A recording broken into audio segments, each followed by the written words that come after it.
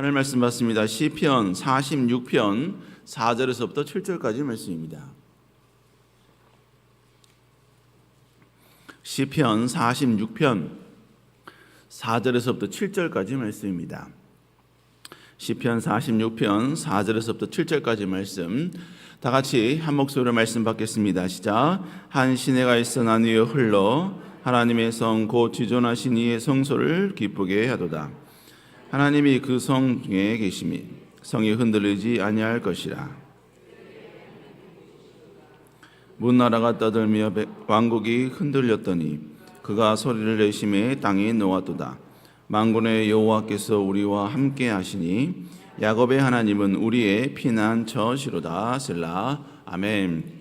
오늘 시편 46편 4절에서부터 7절의 말씀을 가지고 우리의 전부 되시는 것, 전부 되는 것이라는 제목으로 함께 말씀을 나누도록 하겠습니다.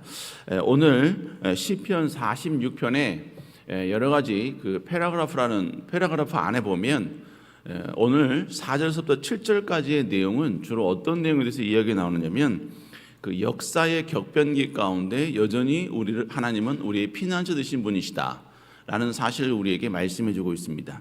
그래서 오늘 본문에 보면 6절에 보면 문나라가 떠들며 왕국이 흔들리고 막 그 소리를 내며 막 이런 고백을 막 하고 있습니다. 결국 온 나라가 막 떠들고 분주하고 여러 가지 소문이 들리고 때로는 나라 가운데 여러 가지 많은 또 무너지고 세워지고 이러한 격변기 속에서도 우리 하나님은 여전히 우리의 피난처 되신 분이시다. 우리가 하나님을 더욱더 의지하고 하나님을 바라보고 하나님 편에 섰을 때 하나님은 반드시 우리를 도우시고 보호하신다 라는 주제로 오늘 4절서부터 7절까지 기록해 놓고 있습니다. 그런데 오늘 본문에서 제가 4절부터 7절까지 쭉 본문을 묵상하는 가운데 4절 한 구절에 제가 사실 좀 꽂혔습니다. 꽂혀서 그 말씀을 계속 좀 묵상하고 되씹으면서 이 말씀이 참 중요한 말씀이구나 라는 걸 깨달았고, 오늘 그래서 전반적으로 4절부터 7절까지 모든 사항을 다 여러분과 같이 말씀 나누는 것이 아니라 오늘은 주로 4절 이 한 구절 말씀을 가지고 서로 좀 같이 말씀을 나누도록 하겠습니다. 오늘 시편 46편 4절에서 시편 기자는 이렇게 이야기하죠. 우리 한번 읽어볼까요? 시작. 한 시내가 있어 나뉘어 흘러 하나님의 성 곧 지존하신 이의 성소를 기쁘게 하도다. 오늘 본문의 내용은 결국 이런 내용입니다. 나뉘어 흐르는 한 시내가 이렇게 막 여러 가지로 막 이렇게 갈기갈기 여러 가지로 이렇게 흐르는 그 시냇물이 하나님의 성, 즉 성소에 흘러서 그 성소를 기쁘게 한다라는 의미가 오늘 4절의 전반적인 내용입니다. 그래서 원문에 보면요, 오늘 본문을 이렇게 이제 설명을 해놨습니다. 히브리 원문에 보면 강이여 그대들의 시냇물들이 하나님의 성 지극히 높이 계신 분이 계시는 장막의 성소를 기쁘게 하는도다 이렇게 기록을 해놓고 있는 것입니다. 여기서 말하는 하나님의 성, 이것은 뭘 말하냐면 바로 그 이후에 이야기하는 것처럼 지존하신 그의 성소, 즉 하나님의 성소를 이야기하고 있는 것이죠. 그런데 그 성소에 여러 가지 시내가 막 흐른다는 겁니다. 시냇물이 흐른다는 거예요. 그 시내가 흐름으로 말미암아 그 성소를 기쁘게 한다라고 이제 이렇게 표현을 하고 있는 것이죠. 자, 그러면 여기서 고민이 좀 생기죠. 아니, 성소에 시내가 흐르는가? 그 하나님의 성소에 시냇물이 어떻게 흐르는가? 그리고 시내가 흐른단 말인가? 우리가 반문을 가질 수가 있는 것입니다. 결론적으로 말씀드리면 하나님의 성소에는 절대로 시냇물이 흐른다는 거나 강이 흐르지 않습니다. 그러면 시편 기자는 왜 이 하나님의 성소에 시냇물이 흐름으로 말미암아 하나님의 성소를 기쁘게 한다라는 이 표현을 했는가? 여기서 시냇물, 강물이 의미하는 것은 바로 하나님의 임재를 말하는 겁니다. 그러니까 하나님의 임재를 어떤 강으로 표현을 했고, 그 하나님의 임재가 곳곳이 스며드는 이런 모든 현상들을 바로 시냇물, 강에서 흘러나온 여러 가지 많은 시냇물로 지금 표현을 하고 있는 것입니다. 그러니까 오늘 본문의 내용은 전반적으로 하나님의 성소에 하나님의 임재가 가득한 모습, 하나님의 성소에 하나님의 그 임재가 풍성히 임하는 그러한 모습을 지금 오늘 본문에 이야기하고 있는 것입니다. 그렇기 때문에 하나님의 성소가 기뻐했다. 하나님의 거룩한 성소가 성소답게 되었다. 바로 이것을 우리에게 이야기하고 있는 것입니다. 자, 그럼 우리 여기서 고민이 되는 거 한 가지가 있습니다. 그러면 하나님의 성전 자체가 중요한 것인가? 성소 자체가 중요한 것인가? 아니면 하나님의 임재가 중요한 것인가? 우리 여기서 한번 고민해 볼 필요가 있습니다. 여러분, 당연히 하나님의 임재가 무엇보다 중요하다는 것입니다. 하나님의 임재가 사라지면 하나님의 성전은 반드시 파괴되었습니다. 사무엘상 4장에 보면 그 당시는 타락했던 이스라엘 백성들의 모습을 우리에게 보여주고 있습니다. 그 시대에 바로 엘리 제사장이 모든 성소를 컨트롤했던 대제사장이었습니다. 그런데 엘리 제사장의 자녀들은 타락해서 하나님 앞에 엄청난 큰 많은 범죄를 범했지요. 그래서 사무엘 4장은 그 자녀들이 어떻게, 그의 가문이 어떻게 몰락했는가, 이것을 우리에게 보여주고 있습니다. 내용은 이렇습니다. 비느하스의 아내가 출산을 했는데 그 출산과 함께, 그러니까 엘리 제사장의 어떻게 보면 손자가 태어난 것이죠. 출산을 했는데 그의 시아버지 엘리 제사장과 자기의 남편 비느하스가 전쟁터에서 죽었다는 소식을 듣게 됩니다. 그때 낳은 아이를 며느리가 이가봇이라고 이름을 짓습니다. 그 의미는 뭐냐면 하나님의 영광이 없다라는 뜻이에요. 이제 그러면서 어떻게 됐냐면 하나님의 언약궤가 블레셋에게 빼앗겨 버리는 현상이 발생하게 되는 것이죠. 그래서 사무엘상 4장 22절에 보니까 이렇게 이야기합니다. 또 이르시되 하나님의 언약궤를 빼앗겼으므로 영광이 이스라엘에게서 떠났다 하였더라. 여러분, 이 고백은 며느리의 고백입니다. 하나님의 언약궤가 빼앗겼으니까 그 빼앗김은 결국 하나님의 영광이 이스라엘을 떠났다라는 의미라는 것이죠. 그러나 정작 보면요, 그러니까 이스라엘 백성들은 하나님의 언약궤를, 하나님의 임재, 하나님의 언약궤가 있는 것은 하나님이 언제나 이스라엘 백성들과 함께한다라는 의식이 있었어요. 그런데 그 언약궤를 빼앗겨 버리니까 결국은 하나님의 신이, 하나님의 영이, 하나님의 임재가 바로 이스라엘 백성들을 떠났다, 이렇게 지금 그녀가 고백을 하고 있는 것입니다. 그러나 이건 그녀의 고백이지만 원론적으로 보면 그들이 하나님을 떠났기 때문에 하나님이 그들을 떠난 것이지요. 하나님을 떠났기 때문에 바로 하나님의 언약궤가 블레셋 백성들에게 빼앗겨 버린 것입니다. 결국 중요한 것은 껍데기인 그 성소, 성막, 이것이 중요한 것이 아니라 그 안에 거하시는, 그 안에 임재하시는 하나님이 무엇보다 중요하다는 것입니다. 여러분, 성경은 항상 우리에게 이 모든 사실을 이야기하고 있는 것입니다. 하나님의 성전은 절대로 그냥 무너지지 않습니다. 불행하게 이스라엘 백성들은 그들의 역사 가운데 두 번의 성전 건축의 무너짐을 경험을 했습니다. 그들은 성전을 3번을 건축했고요, 그리고 2번이 무너지는 경험을 그들은 체험하게 된 것이죠. 첫 번째가 여러분 BC 586년 아름다운 그 솔로몬 성전이 바로 바벨론에 의해서 586년 바벨론에 의해서 처참히 무너지는 꼴을 당하게 됩니다. 바벨론 군사들이 모아서 이스라엘 백성들의 그 아름다운 성전 안에 있는 모든 보물들과 하나님께 드렸던 모든 것들을 전부 다 수탈해갔고, 그리고 성전을 회파했지요. 그리고 두 번째 무너졌던 시기가 어디냐면 바로 AD 70년경 로마 티투스 장군이 와서 이스라엘 백성들이 건축했던 헤롯 성전을 완전히 무너뜨리게 되는 것입니다. 그래서 예수님께서는 십자가에서 죽으시기 이전에 성전에 대해서 이렇게 이야기합니다. 21장 누가복음 21장 6절에 보면요, 바로 너희 보는 이 모든 것들이 날이 이르면 돌 하나도 돌 위에 남지 않고 다 무너뜨려지리라 라고 이야기하고 있습니다. 그러니까 이 얘기는 돌 위의 돌조차도, 하나님의 성전이 돌 위의 돌조차도 남아있지 않을 정도로 무너지게 된다는 것입니다. 여러분, 이 예언은 정확하게 로마 티투스 장군에 의해서 성취가 됩니다. 여러분 그 당시에 아름다운 성전은 벽에 금이 발라져 있었는데 불이 타다 보니까 그 금이 녹으면서 그 돌 사이로 들어가기 시작을 했습니다. 그러자 로마 군병들이 그 금을 캐기 위해서 하나님의 성전을 쌓았던 돌들을 부수기 시작을 했어요. 그래서 돌 위에 돌이 남지 않을 정도로 그들은 철저히 하나님의 성전을 무너뜨려 버리게 된 것입니다. 여러분 결국 이 모든 사건들, 즉 하나님의 성전, 하나님의 성소가 무너뜨리게 된 이유는 하나님이 죽었기 때문이 아닙니다. 하나님의 역사가 소멸되었기 때문도 절대 아니라는 이야기죠. 이유인즉슨 결국 뭐냐면 하나님의 임재가 그곳을 떠났기 때문이었습니다.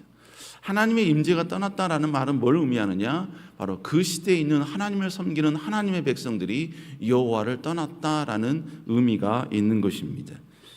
결국 하나님은 인간이 떠나지 아니한 이상 절대로 우리를 떠나지 아니하시는 분이십니다. 물론 우리를 떠났다라는 것은 버렸다라는 의미는 아닙니다. 하나님은 한 번 선택한 백성은 절대로 버리지 아니하십니다. 그러나 잠시 하나님께서는 방관 유기 상태로 우리를 방치해 두시는 것입니다. 하나님의 긍휼과 하나님의 사랑을 잠시 제하여 두시고, 그리고 뿐만 아니라 사단에게 그 모든 고난이 넘어가는 것을 하나님께서는 보호해 주지 않으시는 것입니다. 여러분 그래서 욥의 같은 경우도 욥이 잘못했기 때문이 아니라 하나님이 어떤 통치 방법 가운데 하나님이 사단에게 욥의 고난을 허락했을 때, 그래서 사단이 욥을 공격하는 그 모든 것들을 하나님께서 보호해 주지 않을 때 욥이 가지고 있었던 그 모든 재산과 모든 능력들, 모든 그의 건강까지도, 안전할 수 있었던 모든 것까지도 완벽하게 전부 다 무너지게 되었다는 것입니다. 여러분 결국 제가 말씀드릴 내용은 단 하나입니다. 바로 하나님의 임재가 무엇보다 중요하다는 것입니다. 그런데 중요한 사실이 여기 있습니다. 성경은 우리의 몸에 대해서 다른 각도로 우리에게 말씀해 주고 있습니다. 고린도전서 3장 16절에 보니까 너희는 하나님의 성전인 것과 하나님의 성령이 너희 안에 거하시는 것을 알지 못하느냐라고 말씀하고 있습니다.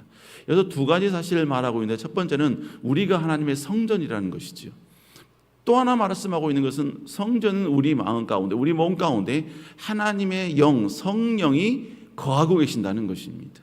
여러분 이건 마치 하나님의 성전에 하나님의 영이 임하는 것 같은 동일한 비유로 우리의 몸이 하나님의 성전이고 우리 성전 안에 성령이 임하고 있다라는 사실을 우리에게 이야기하고 있는 것입니다. 여러분 그렇기 때문에 하나님은 계속해서 우리에게 이야기하고 주장하고 계속해서 우리에게 강조하고 있는 내용은 뭐냐? 너희는 실패하지 말아라. 세상에서 부유해야 된다. 여러 가지 많은 축복과 이 모든 걸 무조건 누려야 된다. 여러분 그것은 하나님의 약속은 했지만 우리에게 당위로 말씀하고 있지는 않습니다. 그런데 하나님께서는 데살로니가전서 5장 19절에 보니까 성령을 소멸하지 말고라고 말씀하고 있습니다. 우리 안에 계신 이 성령을 소멸하지 말라는 거예요. 이 소멸이라는 단어는 스벤님이라는 단어인데 헬라어인데 그 의미는 끄다, 꺼지다라는 의미예요. 결국 우리 안에 있는 그 성령을 꺼뜨리게 하고 꺼지게 하는 일을 절대로 하지 말아라라는 의미입니다. 여기서 끄다, 꺼지다라는 이야기는 완전히 사라지고 없어진다라는 의미가 아닙니다. 희석된다는 이야기예요. 아직도 여전히 우리 안에 그 성령의 그 능력과 은혜는 남아 있습니다. 한번 내주하신 성령은 절대로 우리를 떠나지 아니하십니다. 그러나 그 성령에 임하시는 강한 성령은 때로는 여러분 우리 마음 가운데 때로는 사그러들기도 하고 그 충만함이 사라질 수도 있다라는 의미인 것이죠. 그래서 하나님께서는 계속해서 우리에게 말씀하신 내용은 뭐냐? 바로 우리 안에 성령을 소멸하지 말고 성령 충만해야 된다. 성령의 뜨거움과 감격 가운데 있어야 된다. 다른 말로 이야기하면 우리는 언제나 하나님의 임재 가운데 있어야 되고 하나님의 뜨거운 성령 체험 가운데 있어야 되며 더욱더 뜨거운 하나님의 첫사랑의 감격 속에 있어야 된다라는 사실을 우리에게 끊임없이 이야기하고 있는 것입니다. 여러분 결국 우리는 교회 안에서 어떤 직분이 있고 어떤 예배를 드리고 어떤 봉사를 하는 것 중요합니다. 무엇보다 중요합니다. 교회는 우리가 또 다른 교회를 섬기는 아름다운 교회인 우리가 또 다른 교회를 섬기는 아름다운 모습이기 때문에 그렇습니다. 그러나 그럴지라도 우리는 절대로 성령의 충만함을 소멸해서는 아니 된다는 것이지요. 봉사한다고 때로는 내가 오랫동안 교회를 다녔다고 성령 충만을 잃어버린다거나 하나님의 임재의 그 뜨거운 감격과 뜨거움을 소멸해도 된다라는 의미는 아니라는 것입니다. 우리는 절대로 납득하기 힘든 상황, 이해할 수 없는 상황, 견디기 쉽지 않은 여러 가지 많은 고통들, 아픔들, 상처, 때로는 삶을 살다 보면 어떤 잃어버림, 때로는 내가 빼앗겨버림, 이러한 상황과 상태가 있다 할지라도 우리는 절대로 우리 안에 있는 성령의 뜨거움과 감격을 잃어버려서는 아니 된다는 것입니다. 우리를 우리답게 하는 것은 우리의 소유가 결정하는 것이 아니라 바로 하나님의 임재, 우리 안에 있는 성령의 뜨거움인 줄로 믿습니다.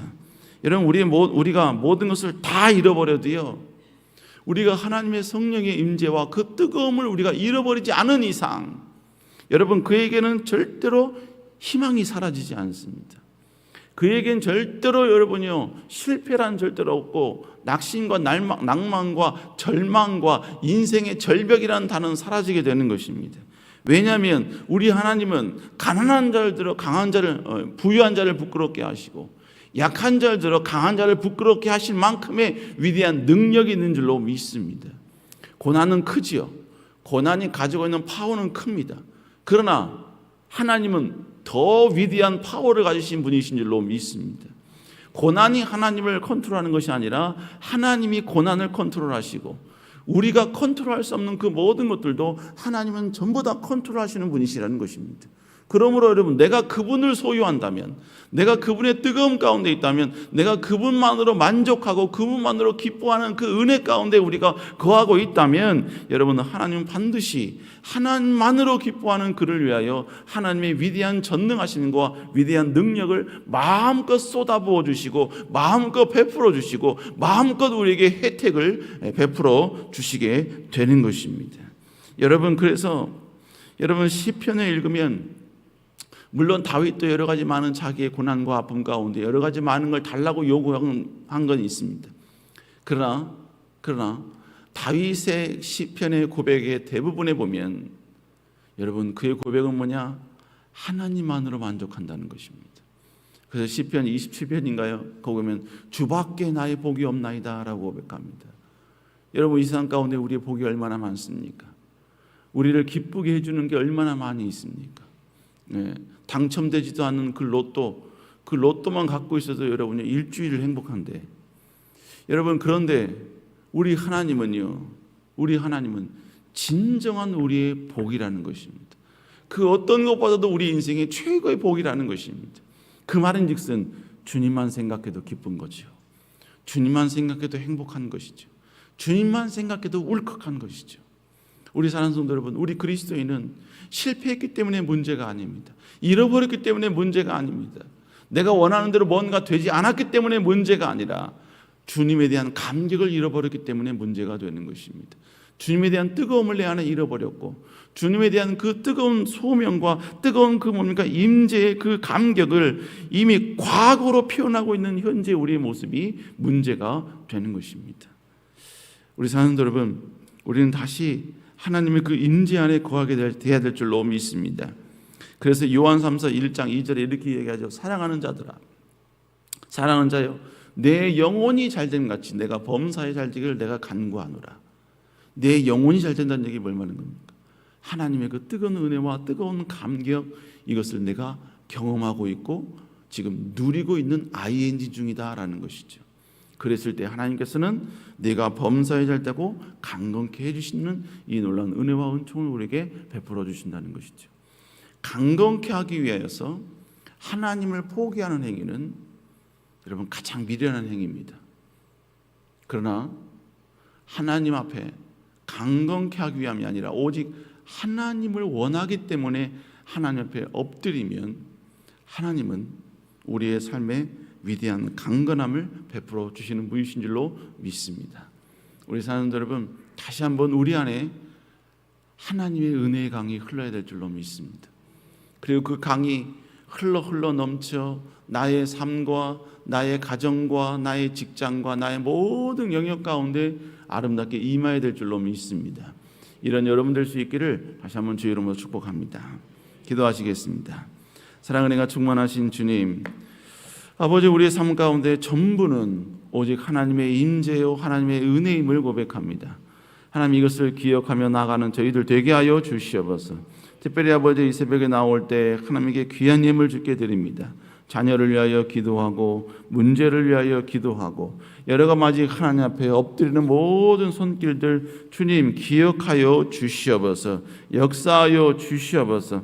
아버지, 더욱더 가정 가운데 아버지 건강과 자녀 가운데 또한 모든 문제 가운데 하나님이 함께하여 주시고 하나님의 놀라운 축복과 위로와 능력의 은혜가 아름답게 임할 수 있도록 주여 인도하여 주시옵소서. 역사하여 주시옵소서. 여호와께서 함께할 줄 믿사옵고 특별히 귀한 담임 목사님 건강 강건함 주시며 송구영신 예배 준비 중에 계십니다. 여호와께서 언제나 지혜와 능력으로 함께하여 주옵소서. 함께할 줄 믿사옵고 살아계신 예수님 이름으로 간절히 기도드렸사옵나이다. 아멘. 하늘에 계신 우리 아버지의 이름이 거룩히 여김을 받으시오며 나라의 마옵시오며 뜻이 하늘에서 이루어진 것 같이 땅에서도 이루어지리다. 오늘날 우리에게 용한 양식을 주옵시고 우리가 우리에게 죄 지은 자를 사하여 준 것 같이 우리의 죄를 사하여 주옵시고 우리를 시험에 들지 말게 하옵시며 다만 악에서 구하옵소서. 대개 나라와 권세와 영광이 아버지께 영원히 있사옵나이다. 아멘. 우리 시간에 간절히 기도합니다. 하나님, 무엇보다 아버지 우리의 삶 가운데 아버지 더욱더 하나님의 임재를 경험하는 저희들 되게 하여 주시옵소서. 우리 목사님 건강 강건함 주시고 아버지 말씀을 준비하시는 가운데 하나님의 지혜가 임하게 하여 주시옵소서. 우리 이 시간 주의 치고 간절히 기도합니다. 주여